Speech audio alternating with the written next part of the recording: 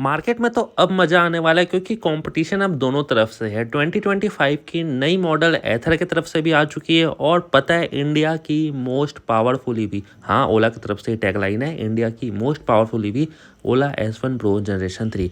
अब पावरफुल क्यों? क्योंकि इसमें 13 किलोवाट की पीक पावर मिलती है और जिससे हम कंपैरिजन करने वाले उसमें 6 किलोवाट की पीक पावर मिलती है। तो आप लोग बोलोगे तो कंपैरिजन करने क्यों, ओला बेस्ट है, बट ऐसा नहीं, क्योंकि दोनों की प्राइस सेम है और एथर आपको कुछ चीज़ ज़्यादा प्रोवाइड करा रही है। और जो लोग नए हैं उनको नहीं पता, एथर की जो R&D टीम रहती है ना वो बहुत ज़्यादा रिसर्च करके अपना प्रोडक्ट बनाती है। ओला के केस में क्या रहता है, जैसे कोई नई गाड़ी लॉन्च होती है मार्केट पर आपने देखा होगा कुछ नया बवाल हो जाता है, कभी आग भी लग सकती है, कभी सस्पेंशन टूट के डिक्की में आ जाता है, कभी गाड़ी ख़राब हो जाती है। तो बहुत सारे ऐसे चीज़ रहते हैं जो ओला के स्टार्टिंग वाले मॉडल में रहते हैं।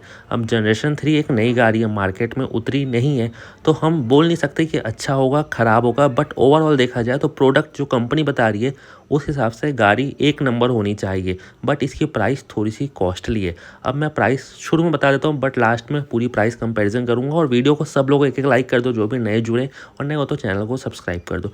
जो ओला के टॉप मॉडल की प्राइस है वो ऑलमोस्ट है 1,70,000, जिसमें 5.1 किलोवाट आवर की बैटरी मिलती है। और ओला का अगर आप 4 किलोवाट लेते हो तो वो भी जेन 3 प्लस मॉडल में वो 1,44,000 54,000 के आसपास है। सेम प्राइस आपको एथर में भी देखने को मिलेगी 1,50,000 के आसपास, जिसमें आपको 161 किलोमीटर का रेंज मिलता है। अब रेंज के मामले में दोनों कंपनी में से पता है कौन झूठ बोलता है, ये बोलने की मुझे ज़रूरत नहीं है। अगर मैं अपना एक्सपीरियंस बताऊं तो ओला की रेंज बताई गई से बहुत कम रहती है। तो देखा जाएगा तो एथर 161 अगर अपना क्लेम कर रहा है तो 140 आपको ईजिली मिल जाएगा।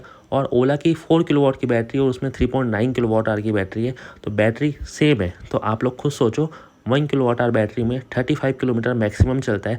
ओला ने क्या नया किया है? ओला की है ब्रेक बाई वायर टेक्नोलॉजी, जिसमें आपको सबको पता चल गया होगा जनरेशन 3 में आई है। जितने बार आप ब्रेक लीवर टैप करोगे उतनी आपकी एनर्जी जनरेट होगी, उससे रेंज आपको ज़्यादा मिलेगा।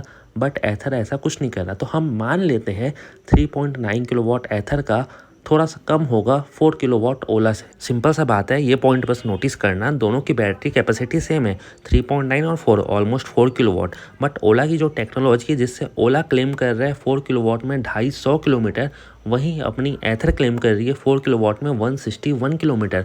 मतलब देखा जाए on an average 80 kilometre 90 kilometre तक का फ़र्क आ रहा है। अब इतना मैसिव डिफरेंस तो आपको देखने को मिलने नहीं वाला है।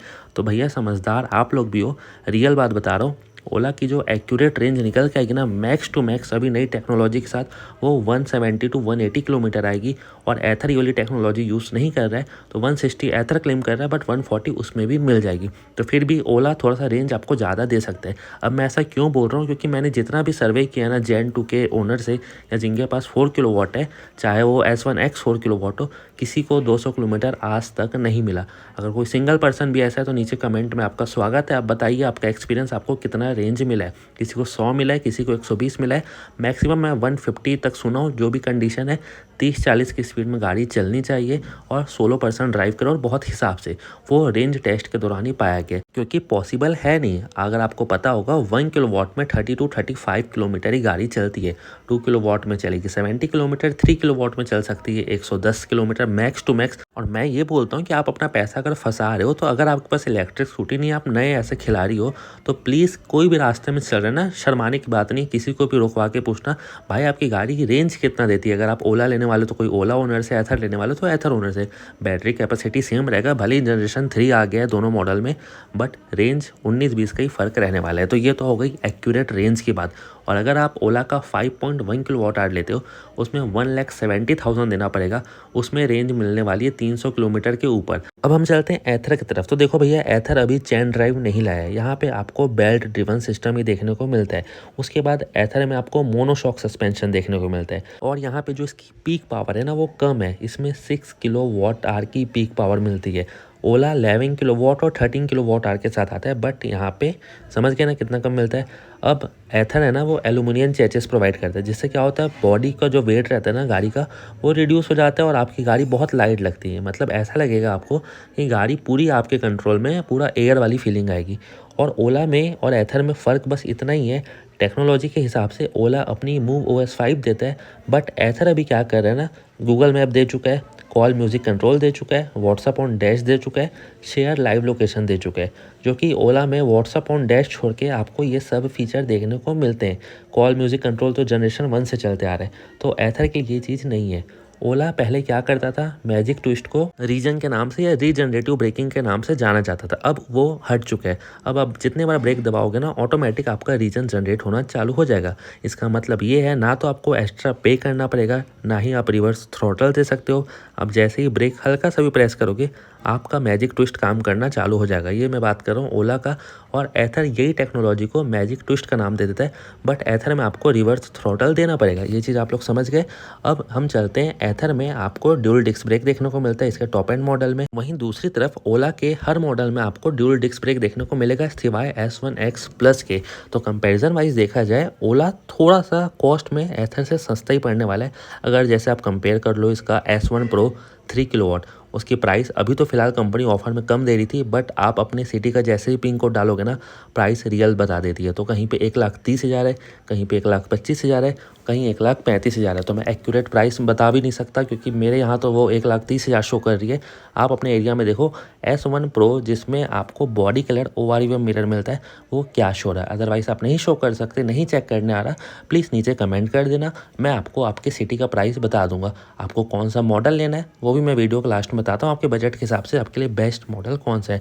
तो देखो भैया, इलेक्ट्रिक स्कूटी जो भी लेता है ना स्कूटर, वो रेंज की वजह से लेते हैं, बट कुछ लोग इसको परफॉर्मेंस वाइज लेते हैं। जैसे कि आप एथर का कोई भी मॉडल ले लो, इसकी टॉप स्पीड 90 किलोमीटर/आवर के ऊपर जाएगी नहीं, और ओला की टॉप स्पीड यार बोलूँ कि नहीं बोलूँ, 126 किलोमीटर/आवर, 140 किलोमीटर/आवर, इतनी ज़्यादा टॉप स्पीड है। तो आप लोग देख रहे हो पावर, पिकअप, परफॉर्मेंस, और जो कि मूव OS 5 का अपडेट आने वाला है उसमें भी कुछ फीचर बस कम कर दिए हैं, बट जितने भी फीचर है वो इनफ है। अगर आप प्रॉपर वीडियो चाहते हो तो चैनल पे ऑलरेडी मूव OS 5 के ऊपर वीडियो, आप अपना मनपसंद फीचर जान सकते हो। अब हम चलते हैं, आपको लेनी कौन सी चाहिए। तो सीधा बात है, सबका मन, चाहे आप बोलो ना बोलो, आखिरी में लोग जाके ओला ही लेंगे। उसका रीज़न मैं बता रहा हूँ, ओला के पास मल्टीपल ऑप्शन है। 60,000 से गाड़ी की प्राइस चालू हो जाती है। 2 किलोवाट की बात कर रहा हूँ, जो कि जेन 2 है, ठीक है, अपने पास। और जेन 3 की प्राइस भी ऑलमोस्ट 79,000 से चालू हो जाती है, जो कि 1,70,000 तक जाती है। ओला के पास खुद की बाइक भी आ चुकी है। अब इंसान के पास मल्टीपल ऑप्शन है, वो ओला के ही प्रोडक्ट में इतना कंफ्यूज हो जाएगा कि वो उसी को लेगा, चाहे मैं बोलूँ या कोई भी बोले, वो मेरी बात नहीं मानेगा। प्राइस वाइज देखा जाए, एथर थोड़ी सी कॉस्टली ज़रूर है, बट कुछ कुछ सिटी में ये 10,000 50,000 वेरी करती है, क्योंकि ये डीलरशिप गाड़ी है। बेंगलोर में इसके 2.9 किलोवाट का प्राइस है 1,30,000, वहीं मेरे सिटी में प्राइस है 1,09,000।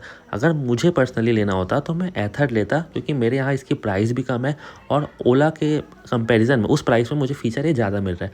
बट वहीं अगर आप इसको 1,30,000 वाले मॉडल 2.9 किलोवाट को कंपेयर करोगे ओला S1 Pro जनरेशन 3 से, तो वो कॉस्टली पड़ेगा, क्योंकि यार 1,30 इसमें देना 2.9 में, ओला उसमें आपको अच्छे खासे फीचर प्रोवाइड कर दे रहा है। तो इसलिए मैं बोल रहा हूँ, आपके सिटी में जिसकी प्राइस कम लग रही है वो वैल्यू फॉर मनी बन जाती है। मेरे यहाँ एथर बन चुकी है, क्योंकि मैं 1,30 में ओला लेके क्या करूँगा, वो भी 3 किलोवाट लेना ही है, तो मैं 1,09,000 में 3 किलोवाट लूँगा। तो वही आपको बता रहा हूँ, आप जितना प्राइस पे करो, क्या आपको उस हिसाब से रेंज मिल रहा है।